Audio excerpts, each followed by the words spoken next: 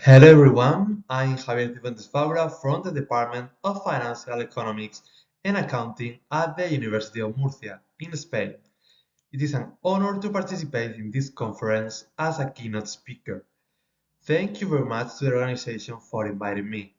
Today we will talk about financial autonomy with a lecture entitled Analyzing Financial Autonomy through Beta and Sigma Convergence, the case of Spain. In Spain, local administrations have administrative and financial autonomy. Local autonomy has a financial perspective that translates into the capacity of local entities to cover their respective treasuries with the ability to determine within certain limits the level of the volume of their own resources and organize their expenditures. Their revenues depend on the central state, the autonomous communities, and part of their own resources. Spanish local entities have two independent financing channels: their own taxes and participation in state taxes, with the aim of providing the volume of economic resources that guarantee the effectiveness of the principle of financial sufficiency. Municipal financing is a fundamental aspect for the provision of local public goods. There is great heterogeneity in the revenues that municipalities receive, which has a direct impact on their financial autonomy. Financial autonomy refers to the capacity of local governments to make decisions on the management of their financial resources and to be accountable to their citizens for their use. This work is focused on municipalities because they are spread through the national territory and are the closest to citizens, and it is precisely to the municipalities to which they most direct their demands for more and better public service provision. Territorially, Spanish public administration are organized into state administration, regional administration, and local administration. At the latter level, there is greater knowledge of people's needs. Citizens would migrate to those regions that offer a more attractive tax system. However, the more autonomy a local government has, the more it will be able to innovate in the implementation and design of public policies, thus improving the welfare of the community. Financial autonomy is related to fiscal convergence, which is the process of approaching the same levels of revenues, expenditures, and taxes among different regions or countries. The financial autonomy of local governments can help improve fiscal convergence, as it allows regions to have a greater capacity to manage their own resources.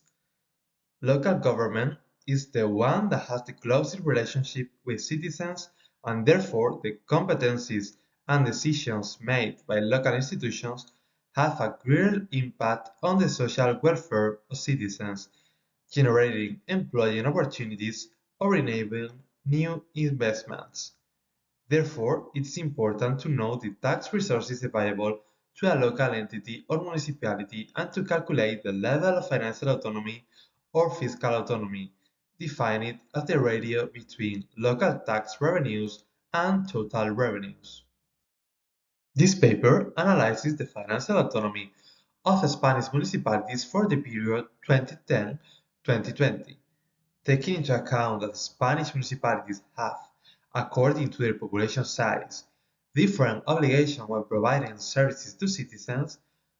Convergence in financial autonomy is studied to detect common trends through the application of the convergence techniques, Beta and Sigma. It is studied whether municipalities starting from lower indicators achieve higher growth over time, there is beta convergence, and whether the dispersion between municipalities is reduced, there is sigma convergence. For the beta convergence, the situation in 2010 and the variation experienced between 2010 and 2020 are taken as a reference. When examining the Sigma Convergence, we observe the evaluation of the standard deviation of each year during the period considered. So, therefore, the objectives of this work are as follows. The first one, analyze the financial autonomy of Spanish municipalities for the period 2010-2020, and the second one, study convergence in financial autonomy to detect common trends by applying the beta convergence and sigma convergence techniques. Local autonomy is a constitutional principle of territorial organization of the state that grants local entities the right to manage their own interests within the legal framework established by the states. Recognition of the capacity of local entities to self-manage their own interests is devoid of content if it is not accompanied by the necessary financial resources. In order to determine and guarantee local autonomy, financial sufficiency is needed, that is, to have the necessary resources to develop its competencies, comply with the agreed objectives, and provide adequate services to citizens. The convergence analysis of fiscal policies, whether at the national or local level, can be considered as a direct extension of income convergence studies. Convergence is usually studied to determine whether economies are approaching an equilibrium growth situation over time. It refers to the fact that the poorer economies grow faster than the richer ones. For example, there is convergence between a set of economies or regions if there is an inverse relationship between the initial level of income and the growth rate. The steady state is the maximum point at which economies can reach in this growth process. It is assumed that returns will decrease in proportion to their previous rates as they approach the steady state. There is beta convergence if the dynamics of per capita income is stable. When using cross-sectional data, the above implies a negative relationship between the growth rate of per capita income and the initial level of income.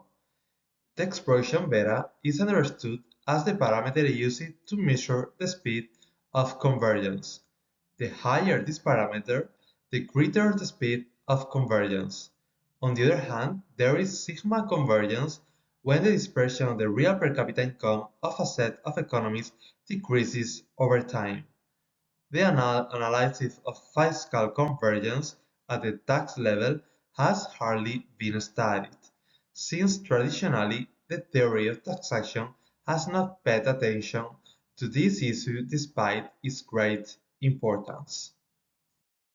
In Spain, financial sufficiency is a constitutional principle that establishes that local entities must have sufficient financial resources to be able to exercise the powers legally attributed to them. So local treasuries must have sufficient means to carry out the functions that the law attributes to the respective corporation and will be fed fundamentally by their own taxes and by participation in those of the state and of the autonomous communities, according to the Article 142 of the Spanish Constitution. The main sources of financing of municipalities are the participation in state taxes and the collection of local taxes. The local tax system is made up of taxes, rates, and special contributions. Of these revenues, the most significant in amount are taxes. Some of these taxes are the real estate tax, the tax on economic activities, and the tax. Spain has 8,131 municipalities. Larger municipalities must offer more services to citizens. This could lead municipalities with more services to take on more debt, although they could take advantage of economies of scale. Given this ambiguity, direct comparison between municipalities of very different sizes are not appropriate. Therefore, a separate analysis is performed distinguishing between four groups of municipalities as established in Article 26 that regulates Spanish local treasuries up to 5,000 inhabitants, from 5 to 20,000 inhabitants, from 20 to 50,000 inhabitants, and more than 50,000 inhabitants. The table shows the services to be provided by municipalities according to their size. For 2020, in the distribution of municipal revenues, it can be observed that the largest items come from direct revenues and current transfers. The former represents almost 40% of revenues. In 2010, these percentages were less than 30%. In addition, tax revenues made up of local taxes, fees and special contributions account almost 14% of revenues in 2020.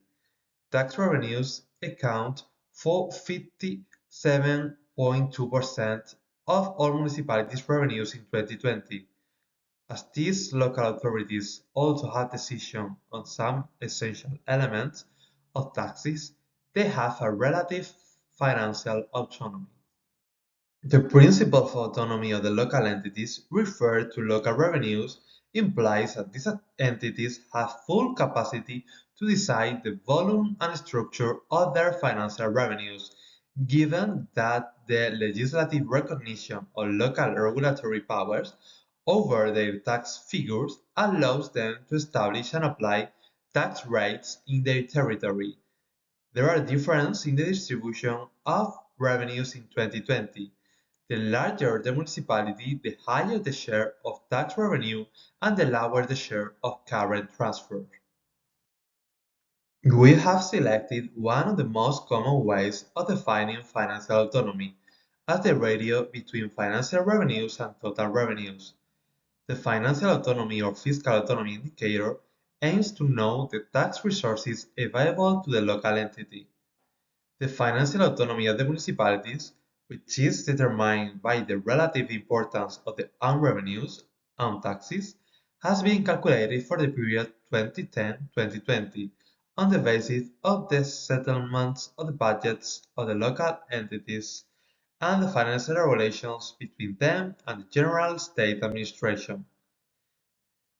Detailed financial autonomy is not available for all municipalities for all years, excluding the municipalities with no information in any of the years analyzed, and once the database has been cleaned, eliminating those with erroneous data, annual information is available for 3,330 municipalities whose population represents almost 90% of the total population. Financial autonomy has improved for the municipalities analyzed, going from approximately 48% over total revenues in 2010 to almost 57% in 2020. In 2010 is when it reaches the minimum value, with a pronounced drop in 2012. This is a consequence of the recession into which the Spanish economy entered in the second half of 2011 and which continued during 2012, with a decrease in own revenues. In 2012, most municipal revenues came from local taxes and special tributes, while financing by transfer from the central government and autonomous communities had a minor role. From 2013 onwards, the data are constant with a slight fall since 2016. This figure shows the evolution of the standard deviation of the different groups of municipalities. It shows that the disparity in financial autonomy is smaller in 2020 than in 2010, and that it tends to decrease over time, indicating that the gap between municipalities has decreased and therefore that there is a sigma-type convergence. On the other hand, the trend shown by the data indicates that in smaller municipalities this situation could change. In municipalities with more than 20,000 inhabitants, there are notable changes over time in the dispersion trend.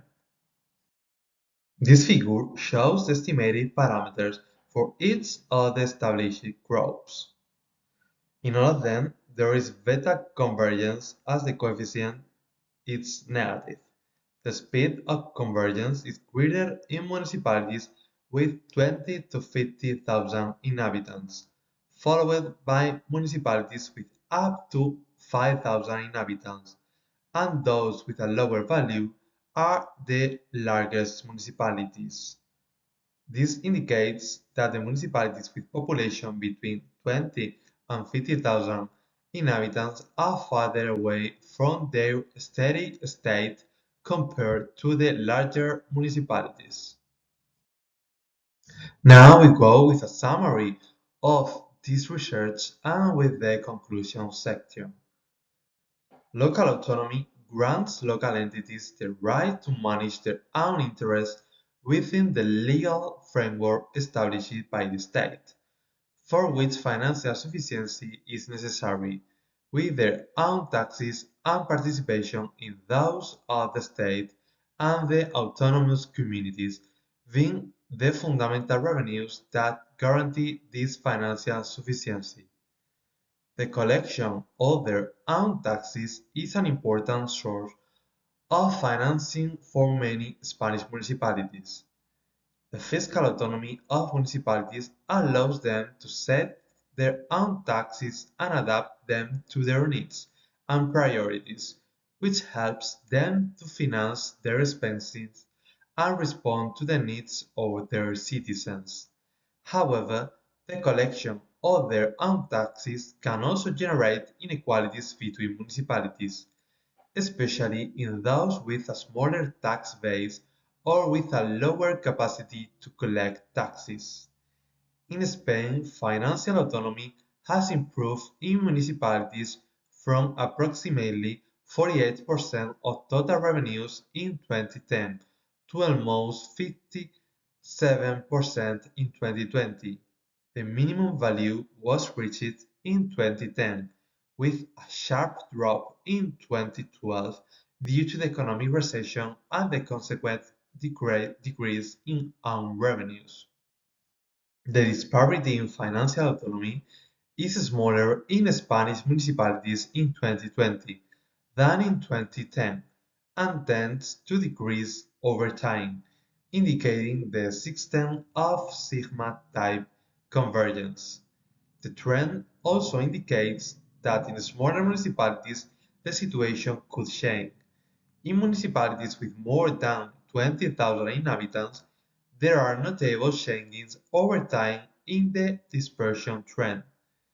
The speed of convergence is highest in municipalities with 20 to 50,000 inhabitants, followed by the smallest municipalities, and those with the lowest value are the largest municipalities with more than 50,000 inhabitants. Therefore, municipalities with a population between 20 and 50,000 inhabitants are farther away from the steady state compared to the larger municipalities. However, there are still challenges to achieve greater financial autonomy for local governments, given the still existing dependence on central governments to finance projects and programs, the lack of transparency in the management of local financial resources, or the lack of fiscal and administrative capacity. Concrete action should be taken to improve the institutional capacity of the public sector and to achieve better services and more growth with fewer financial resources. There is a need to reduce bureaucracy and to increase the number of controls and audits to curb corruption and end tax evasion. Support for public investment and public services can generate growth and convergence, but requires a greater commitment of resources on a more systematic and permanent basis. And this is the end of the presentation. Thank you so much for your attention, and thank you so much again to the organization for inviting me. You can see on the screen my email, so if you have any doubt, do not hesitate to contact me. Thank you.